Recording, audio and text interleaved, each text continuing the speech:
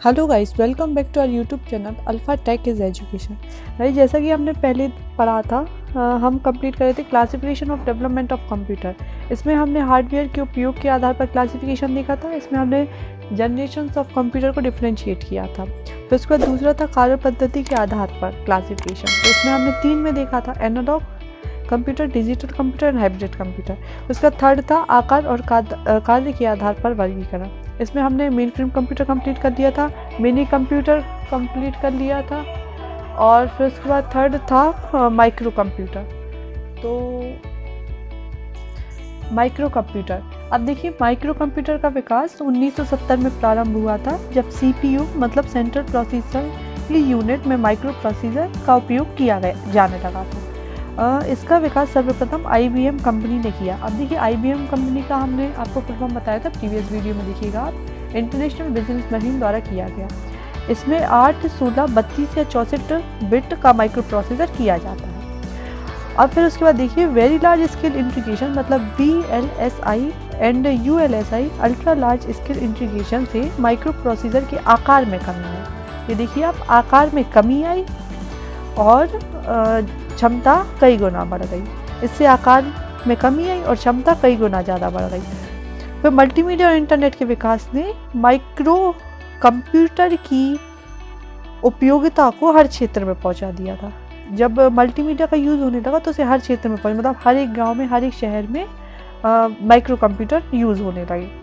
फिर उसके बाद कई माइक्रो कंप्यूटर एक कंप्यूटर हो सकता था, मतलब कई माइक्रो कंप्यूटर को संचार माध्यमों द्वारा आपस में जोड़कर कंप्यूटर नेटवर्क बनाया जा सकता था। अब इसके कुछ विभिन्न रूप हैं, जैसे desktop computer, PC, laptop, notebook computer, tablet computer, microphone. अब इनको हम थोड़ा डिस्क्रिप्शन में देख लेते हैं अभी। गाइस, जैसे माइक्रो प्रोसेसर का यूज़, माइक्रो कंप्यूटर का यूज़ देखें जैसे अगर हम, तो इनका यूज़ होता है जनरली घर में, ऑफिस में, विद्यालय में, व्यापार, उत्पादन, रक्षा, मनोरंजन, चिकित्सा आदि कार्यों में किया जाता है इनका उपयोग। अब देखिए माइक्रो कंप्यूटर के अंतर्गत एक आता है PC, personal computer.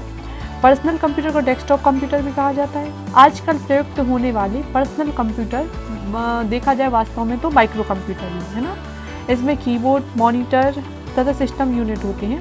System unit में CPU, मेमोरी तथा अन्य हार्डवेयर होते हैं। ये छोटे आकार के सामान्य कार्यों के लिए कंप्यूटर बनाया गया है। इस पर एक बार में एक ही व्यक्ति कार्य कर सकता है, इसी कारण इसे पर्सनल कंप्यूटर कहा जाता है। अब इसे पर्सनल कंप्यूटर क्यों कहा जाता है? क्योंकि एक व्यक्ति कार्य कर सकता है, ये सिंगल यूजर होते हैं, इसलिए इन्हें पर्सनल कंप्यूटर कहा जाता है। इसका ऑपरेटिंग सिस्टम एक साथ कई कार्य करने की क्षमता रखता है, इसलिए इसे मल्टीटास्किंग कहा जाता है। पर्सनल कंप्यूटर को टेलीफोन और मॉडेम की सहायता से आपस में या इंटरनेट से जोड़ा जा सकता है। अब देखिए मॉडेम का फुल फॉर्म क्या होता है, ये आप नोट कीजिए। मॉडेम का होता है फुल फॉर्म मॉड्यूलेटर, डीमॉड्यूलेटर,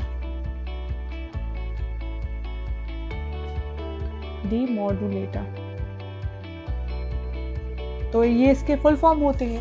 फिर उसके बाद इसकी कुछ प्रमुख निर्माता कंपनियां हैं, जैसे IBM, लेनोवो, एप्पल, कंपैक, जेनेट, SCL, HP। अब देखिए HP का फुल फॉर्म आप नोट कर लीजिए, जनरली लोगों को नहीं पता रहता। HP का फुल फॉर्म होता है हॉलेट पैकार्ड, हॉलेट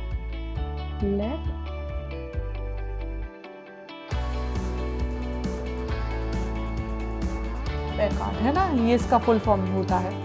फिर उसके बाद इसका उपयोग देखिए, इसका उपयोग जनरली किया जाता है घर में, ऑफिसेज में, व्यापार में, शिक्षा में, मनोरंजन में, डेटा संग्रहण करने के लिए, प्रकाशन आदि अनेक क्षेत्रों में इसका उपयोग अभी फिलहाल में किया जा रहा है। इसका उपयोग अभी तक हमने देखा कि विभिन्न कार्यों के लिए किया जाता था।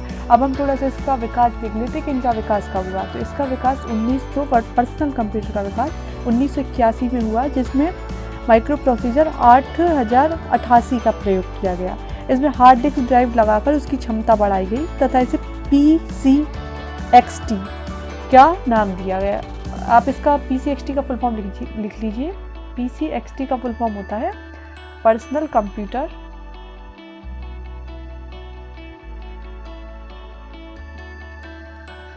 Extended technology. एक्सटेंडेड टेक्नोलॉजी है ना। और फिर इसे 1984 में इसे नए माइक्रो प्रोसेसर 80286 से बने पीसी को PC80 का नाम दिया गया। अब देखिए PC80 इसका भी आप नाम लिख लीजिए, भी इम्पोर्टेंट है। PC80 का फुल फॉर्म होता है पर्सनल कंप्यूटर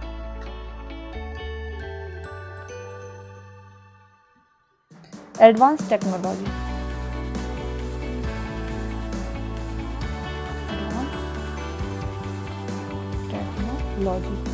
अभी वर्तमान में जो कंप्यूटर प्रयोग किए जाते हैं वो एक्चुअली ये हैं PC80 personal computer advance technology. तो ये जो अभी हम माइक्रो कंप्यूटर यूज़ करते हैं वो यही है कि पर्सनल कंप्यूटर एडवांस टेक्नोलॉजी। तो ये सारा हमने देखा पर्सनल कंप्यूटर के बारे में। अब हम देखते हैं वर्क स्टेशन के बारे में। वर्क स्टेशन एक शक्तिशाली PC है जो अधिक प्रोसेसिंग क्षमता, विशाल भंडारण और बेहतर डिस्प्ले को ध्यान में रखकर बनाया गया कंप्यूटर है। इस पर एक बार में एक व्यक्ति ही कार्य कर सकता है और इसका उपयोग कहाँ होता है? वैज्ञानिक में, इंजीनियरिंग में, भवन निर्माण आदि क्षेत्रों में वास्तविक परिस्थिति को उत्पन्न कर उनका अध्ययन करने के लिए आदि में प्रयोग किया जाता है। फिर उसके बाद नेक्स्ट है नोटबुक कंप्यूटर और लैपटॉप। ये नोटबुक के आकार का एक ऐसा कंप्यूटर है जिसे ब्रीफ केस में रखकर कहीं भी ले जाया जा सकता है। इसमें पर्सनल कंप्यूटर की सभी विशेषताएं मौजूद होती हैं। देखिए इसको गोद में रखकर, गोद को इंग्लिश में क्या बोलते हैं? लैप को बोलते हैं गोद। तो गोद में रखकर इसका प्रयोग किया जाता है, इसलिए इसे लैपटॉप कहा जाता है या लैपटॉप कंप्यूटर भी कहते हैं। लैपटॉप का विकास एडम ऑसबर्न द्वारा किया गया था 1981 में। इसमें एक मुड़ने योग्य LCD थी, keyboard, monitor, touch pad, hard disk, floppy disk, CD drive और अन्य पोर्ट का यूज़ करते थे।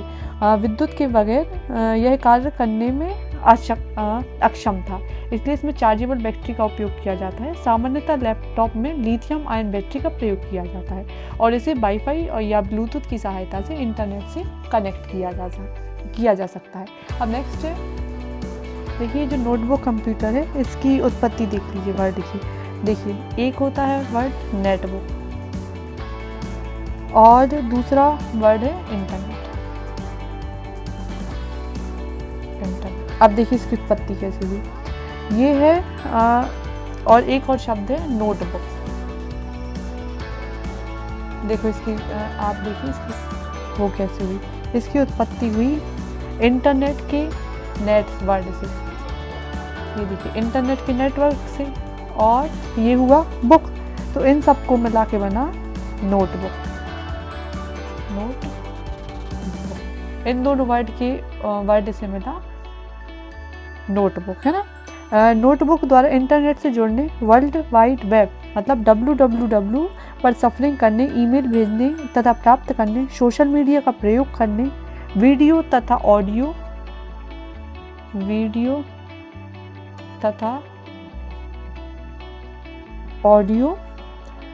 फाइल को अपलोड या डाउनलोड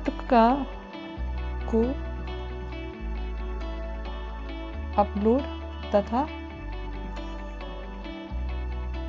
डाउनलोड इसके द्वारा आसानी से किया जा सकता था, है ना, आसानी से किया जा सकता है। तो ये सभी थे नोटबुक कंप्यूटर के लाभ। अब टैबलेट कंप्यूटर एक छोटा कंप्यूटर होता है, छोटे आकार का कंप्यूटर होता है। इसमें इनपुट के लिए टच स्क्रीन का प्रयोग किया जाता है, और जबकि माइक्रो कंप्यूटर अदर कंप्यूटर्स होते हैं उनमें इनपुट के लिए हम जनरली कीबोर्ड और माउस का यूज़ करते हैं। इसमें इनपुट के लिए टच स्क्रीन का या स्टाइलिश पेन, एक आपने ध्यान दिया हो आता था पहले जब स्मार्टफोन्स आते थे, उस पेन से टच किया जाता था। और इसमें वायरलेस कनेक्शन द्वारा इंटरनेट से जोड़ा जा सकता है, मतलब इसमें किसी वायर की ज़रूरत नहीं होती, आप डायरेक्टली कनेक्ट कर सकते हो इंटरनेट को अपने फ़ोन से। और इसे हैंड हेल्ड कंप्यूटर भी कहा जाता है। इसे हैंड हेल्ड कंप्यूटर इसलिए कहा जाता है क्योंकि यह हाथ में रखकर भी चलाया जा सकता है। जैसे आपका जो फ़ोन है माइक्रोफोन, इसे आप कह सकते हो, इसका थोड़ा सा बड़ा रूप टैबलेट कंप्यूटर कहा जाता है। आईपैड टैबलेट कंप्यूटर का एक बेस्ट एग्जाम्पल है। अगर आपने आईपैड देखा हो तो ये टैबलेट कंप्यूटर का एक बेस्ट एग्जाम्पल है। अब नेक्स्ट है, इसके बाद हम पढ़ेंगे पैमटॉप, स्मार्टफोन, और फिर उसके बाद डिफरेंस देखेंगे लैपटॉप, नोटबुक और नेटबुक, टैबलेट और PDA में, है ना। तो ये सब हम कंप्लीट करेंगे नेक्स्ट पार्ट में। तो अभी हम फुल फॉर्म देख लेते हैं जो आज की वीडियो का लास्ट पार्ट है। तो सबसे पहला है B2B, it means business to business. Second है B2C, business to consumer. Third है BCC, ब्लाइंड कार्बन कॉपी।